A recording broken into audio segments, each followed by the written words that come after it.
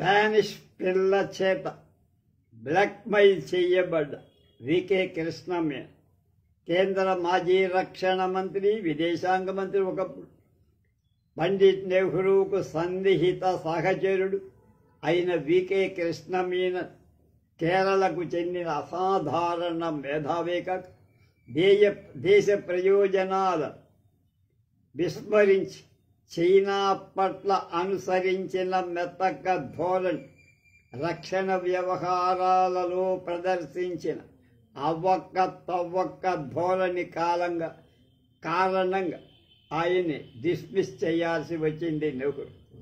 10 పేజీల టెలిగ్రామ్.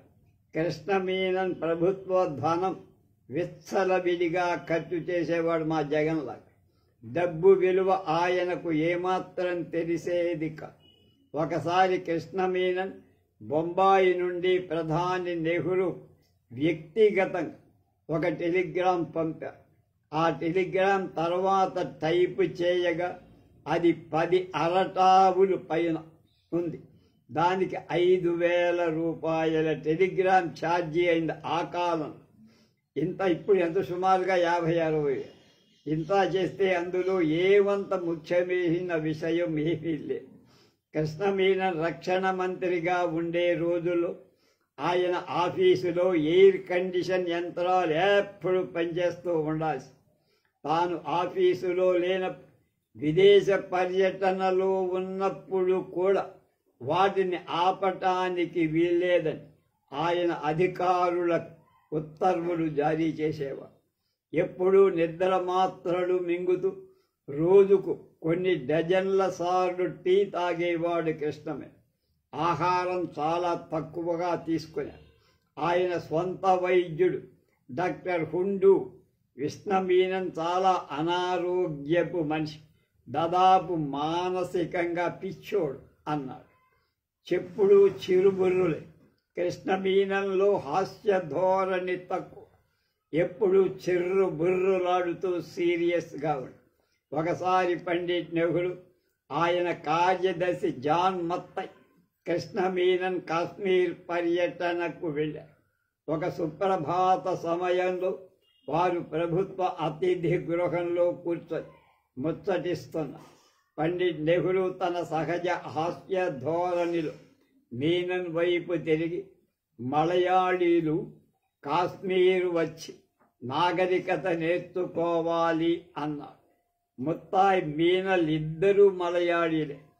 హాస్య ధోరణి లేని కృష్ణ మీనన్ ఆ మాటలకు కోపం తెచ్చుకోగా మత్తాయి చటుక్కున అందుకని, మా శంకరాచార్యులు ఏనాడు కాలినడకన కేరళ నుండి కాశ్మీరు వచ్చి అక్కడి వాళ్ళని నాగరికం చేశారని చొరక అంటే, శ్రీనగర్లో కొండపైన శంకరాచార్య పేర ఒక ఆలయమే ఉంది, అది ప్రత్యక్ష నిదర్శనం.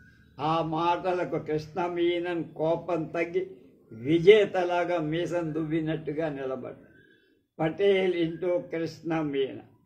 సర్దార్ పటేల్, మౌలానా ఆజాద్లకు కృష్ణ మీనన్ అంటే సరిపడేది కాదు. ముఖ్యంగా సర్దార్ పటేల్ కృష్ణ మీనన్ పేరు చెబితే మండిపోడి పడివాడు. కృష్ణ మీనన్ ఎప్పుడు తన్ను కలుసుకోవాలన్నా కూడా దర్శనం కూడా ఇచ్చేవాడు కాదు పటేల్ గారు. ఒకవేళ ఎప్పుడైనా తప్పనిసరిగా ఇద్దరు కలుసుకున్న పటేల్ ముక్తసరిగా 2-3 మాటలు మాట్లాడేవాడు అంతే.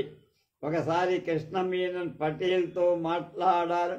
ఆయన ఇంటికి ఫోన్ చేసి, అందుకు పటేల్ కార్యదర్శి ఫోన్లోనే, మీరు వారిని రేపు ఉదయం 5 మార్నింగ్ వాక్లో కలిసి నడుస్తూ మాట్లాడవచ్చు అని సమాధానం చెప్పి, కృష్ణ మీనన్కు పొద్దున్నే నడిచే అలవాటు లేదు కనుక ఆ మాట చెప్పి ఆయన రాకుండా వదిలించుకున్నారు. నెహ్రూ నీడను విచిత్ర వ్యక్తిత్వం గల కృష్ణ మీనన్ తనను పండిట్ నెహ్రూతో సమానంగా ఊహించుకునేవాడు. అంతే తప్ప కొందరు భావించినట్టు తాను నెహ్రూ నీడ, షాడో ఆఫ్ నెహ్రూ కాదు అనేవాడు. విందు భోజనాలలో కృష్ణమీన తనదైన ప్రత్యేకతను ప్రదర్శించాలో అనుకునేవాడు. విందులకు సరిగ్గా వేళకు వెడితే తప్ప తన గొప్పతనం బయట పడదని మిగతా అతిథులు తన కోసం ఎదురు చూసేలా ఆలస్యంగా వెళితే తన ప్రత్యేకత తెలుస్తుందని ఆయన నమ్మకం. కృష్ణమీనన్ బ్రిటన్లో మన హై కమిషనర్గా ఉన్నప్పుడు ఒకసారి ప్రధాని నెహ్రూ పర్యటనకు వెళ్ళాడు.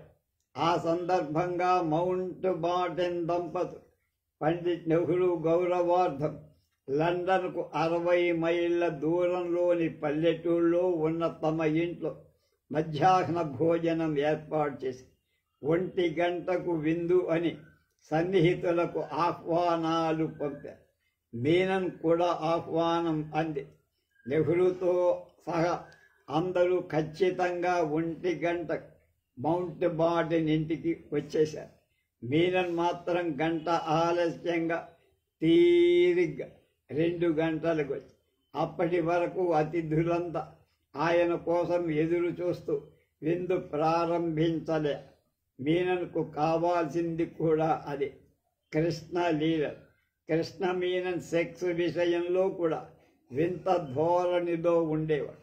ఆయనలో సెక్స్ కోరికలు విపరీతం, అయితే సెక్స్ క్రియలో అశక్తు. అమెరికాలో ఒక స్పానిష్ పిల్లను వెంటేసుకొని క్లబ్బుల వెంట తిరిగేవాడు. కృష్ణమీనన్ సరుకేమిటో తెలిసిపోయిన ఆ పిల్ల నీ గుట్టంతా పత్రిక వాళ్ళకి చెప్పేస్తానని ఆయన బ్లాక్మెయిల్ చేయటం ప్రారంభించేసరికి ఆ పిల్లను ఎలాగో ప్రాధేయపడి అడిగిన డబ్బిచ్చి ఆమె పీడ వదిలించుకునేసరి తల ప్రాణం తోక్కొచ్చి కృష్ణమీనన్ చనిపోతూ తనకున్న యావదాస్తిని భారత్ ప్రజలకే రాసి ఇచ్చాడు. అది గొప్పది. అంతేకాదు యునైటెడ్ నేషన్స్ యుఎన్ఓలో ఆయన ఏకధాటికి, ఎందుకో ఈయన మర్చిపోయారు, మరి అప్పటికది రాలేదు, ఏకధాటిగా కాశ్మీర్ సమస్య మీద దేని మీద 18 గంటలు నాన్ స్టాప్గా 18 గంటలు మాట్లాడిన రికార్డు సృష్టించిన విషయం మన బహుశా జగపతిరావు గారు ఎందుకో మర్చిపోయారు. అది చాలా కాలం చాలాసార్లు దేశం ప్రజలందరూ కూడా చెప్పుకుంటారు.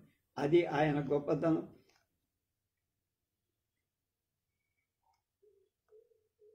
రేపు నాటకాల రాయుడు కాశీనాథుని నాగేశ్వరరావు పంతులు గారు, ఆయన నాటకాలు కూడా ఆడారని చెప్పడానికి అలా ఊరికే సరదాగా పెట్టారు. ఆయన్ని గురించి రేపు తెలుసుకుందాం.